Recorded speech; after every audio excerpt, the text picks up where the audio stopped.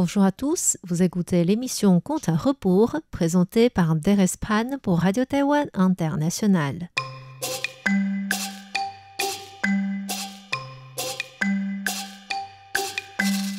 La semaine dernière, nous avons vu comment l'empereur appréciait la capacité de Lai Puyi parce qu'il avait réussi à prédire l'incendie d'un palais par son grand savoir en géomancie. L'empereur nomma Lai Puyi comme maître du pays et sa réputation se propagea dans tout le pays. Le premier ministre Qin Kuai voulait que Lai Puyi lui partage des renseignements sur un lieu de sépulture dont le feng shui pourrait l'aider à accaparer le trône. Mais non seulement Lai Puyi ne lui divulgue pas d'informations, mais en plus, il lui dit que le lieu de sépulture ancestral de la famille de Qin Kuai porterait malheur. Ainsi, Qin Kuai décida de tuer ce géomancien. Ce soir-là, Lai Puyi était en train d'étudier des écritures anciennes sur la géomancie. Soudainement, deux hommes costauds en habit noir bondirent dans la pièce par la fenêtre. Ils étaient tous les deux des soldats expérimentés envoyés par le premier ministre. L'un s'appelait Niu Jiang, l'autre Zhang Jing. Ils tenaient chacun un grand couteau, et lorsque Zhang Jing pointa son couteau vers Lai Puyi, celui-ci poussa un cri de secours et ferma les yeux. Il attendait la fin de sa vie, mais, chose étrange, il ne sentait même pas la douleur. Il rouvrit alors les yeux et fut surpris par la scène devant lui. Zhang Jing, qui voulait le tuer, était devenu un cadavre saignant allongé par terre. Il venait en fait d'être tué par son copain Niu Jiang par derrière. Niu Jiang se mit à genoux et dit « Maître du pays, nous sommes venus sous l'ordre de vous anéantir. Je vous sauve aujourd'hui pour une raison personnelle. Je voudrais que vous m'aidiez à trouver un lieu de sépulture adéquat qui permettra à ma famille d'obtenir de la richesse. » Tout tremblant, Lai Puyi releva Niu Jiang et dit « Vous m'avez accordé une grande grâce aujourd'hui. Je vous rendrai évidemment cette faveur. Mais pourriez-vous me dire sous l'ordre de qui vous êtes venu ?» Niu Jiang lui expliqua comment le premier ministre voulait sa perte et dit « Grand maître, il faut que vous vous sauviez immédiatement. Je suis obligé de m'enfuir aussi après avoir tué mon collègue. Profitons de la nuit pour partir. Je vous accompagnerai. » Lai Puyi rangea ainsi ses affaires importantes et se sauva avec Niu Jiang. Quand le soleil se leva, ils étaient à 25 km de la capitale. Niu Jiang dit « Il fait jour maintenant. Je crois que le premier ministre a déjà appris la mort de Zhang Jing. Il enverra forcément des soldats pour nous saisir. Mieux vaut prendre la route de la montagne pour éviter d'être rattrapé. » Lai Puyi ne connaissait pas bien les routes alentours et ne pouvait que suivre Niu Jiang à monter sur le mont Huangjia. Heureusement qu'il avait l'habitude de voyager pour chercher des lieux de sépulture, si bien qu'il pouvait avancer à une bonne allure. Cependant, les soldats du premier ministre avançaient encore plus vite. Après avoir traversé un sommet, ils aperçurent déjà des centaines de soldats derrière eux. Niu Jiang soupira. « D'après cette vitesse, ils nous auront rattrapés en 1 heure. Il faut que nous trouvions un lieu pour nous cacher. Mais cette montagne est très peu couverte, sans forêt ni rochers. Je ne sais pas comment nous pouvons trouver où nous cacher. » Essoufflé, Lai Puyi regarda l'environnement alentour. Soudainement, une panthère sauta de derrière des herbes longues vers lui. Heureusement que Niu Jiang réagit vite en le tirant vers le côté. Cette méchante panthère rata son but et sauta vers Niu Jiang. Celui-ci sortit son couteau et lutta contre cet animal sauvage. Après des dizaines de minutes, Niu Jiang réussit à tuer la panthère, mais ils avaient aussi perdu du temps pour partir plus loin. Les soldats étaient à 500 mètres seulement. Niu Jiang vérifia l'endroit par où la panthère avait bondi et vit une petite grotte souterraine cachée par les herbes. C'était la demeure de la panthère et pile assez grande pour cacher une personne. Niu Jiang tira Lai Buyi vers la grotte, mais quand celui-ci vit le petit espace, il refusa. « Mon bienfaiteur, si je me cache ici, que ferez-vous? Je ne peux pas préserver ma vie et vous laisser exposé au danger. » C'est notre meilleure solution maintenant. Je ne vous ai pas sauvé pour vous laisser mourir ici. Si vraiment je perds la vie aujourd'hui, je vous prie de trouver un lieu pour m'enterrer. Aussitôt, il poussa Lai Buyi dans la grotte et partit en courant.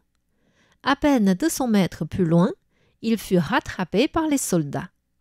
Le chef s'appelant Lei Zhenshan cria « Niu Jiang, quelle audace de laisser partir Lai Buyi!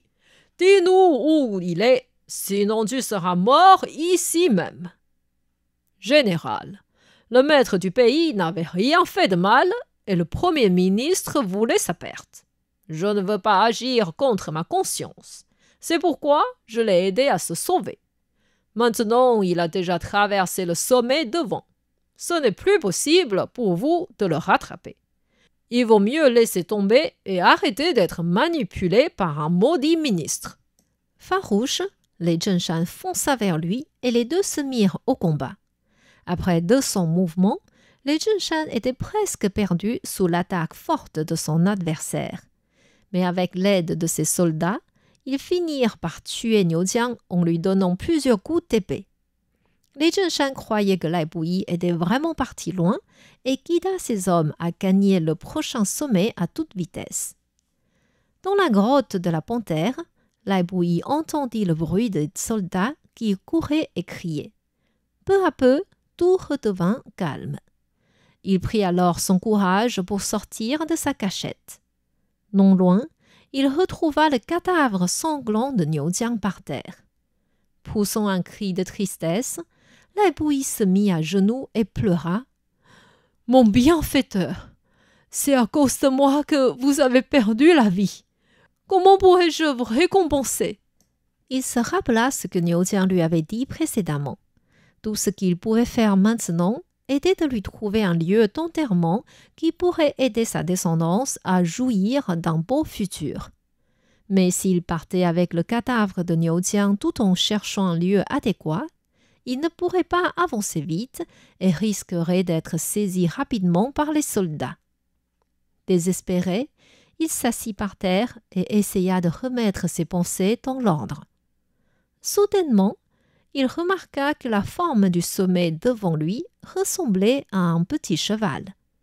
Il observa précisément alentour et vit la forme de la montagne où il se trouvait qui ressemblait à un grand cheval. La chaîne des montagnes était continue sans être coupée. C'était un lieu avec du bon feng shui.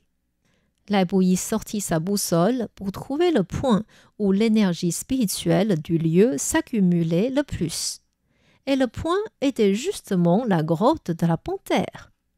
Ravi, Lai Buyi se dit « Le ciel protège vraiment les gens au bon cœur. » D'après les écritures anciennes, un petit cheval suivi par un grand cheval, ce genre de lieu aboutira à une grande réussite. Et si un homme inconnu y rend visite, la réputation ultérieure sera encore plus forte. J'aidai donc cet inconnu de leur famille en me cachant tout à l'heure dans la grotte. En enterrant Niu Jiang ici, il y aura un homme de grande réputation dans sa lignée au plus tard dans les 3 ans. Ainsi, Lai Buyi enterra son bienfaiteur dans cette grotte et reboucha bien le trou avec des pierres et de la boue. Ensuite, il s'inclina 3 fois devant cette tombe pour le remercier une dernière fois de sa faveur. Avant le coucher du soleil, il descendit vite de la montagne et quitta ce lieu dangereux. Tout comme ce que Lai Buyi avait prédit, en moins de 3 ans, un soldat courageux apparut dans la famille de Niu Jiang. C'était justement son fils Niu Gao. Celui-ci était un soldat en service à la capitale. En apprenant la mort de son père à cause du Premier ministre, il quitta sa colonie et se mit sous la direction d'un grand général s'appelant Yue Fei Liu Gao suivit Yue Fei à la frontière pour lutter contre les ennemis qui essayaient d'envahir le pays. Tous les deux apportèrent une grande contribution envers le pays et devinrent des personnalités célèbres dans l'histoire. Toutes les familles Niu qui se trouvent maintenant au sud du fleuve Yangtze sont de sa descendance. Revenons à notre géomancien. Comme le Premier ministre avait émis un mandat de recherche dans tout le pays, Lai Buyi ne pouvait que prendre les routes les plus désolées pour se sauver. 3 mois passèrent ainsi. Lai Buyi descendit continuellement vers le sud en voulant retourner à son pays natal, à savoir la province de Jiangxi. À 2 kilomètres du passage stratégique entre Jiangxi, Zhejiang et Fujian, Lai Buyi se mit sous un arbre pour se reposer avant de continuer sa route. 2 soldats passaient par là et discutaient entre eux. Le général se cherche vraiment des ennuis. Il veut que tout le monde aille surveiller le passage stratégique en pensant que Lai Buyi y passera. C'est totalement idiot. Cette montagne si grande, s'il voulait vraiment rentrer au Jiangxi, il pourrait très bien contourner la montagne. Surveiller uniquement le point de contrôle ne sert à rien. Lai Buyi réalisa qu'il ne pouvait plus continuer son chemin tout droit et alla immédiatement vers la montagne. Est-ce qu'il pourra échapper de la main des soldats qui font l'enquête? Je vous invite à revenir la semaine prochaine pour la suite de l'histoire.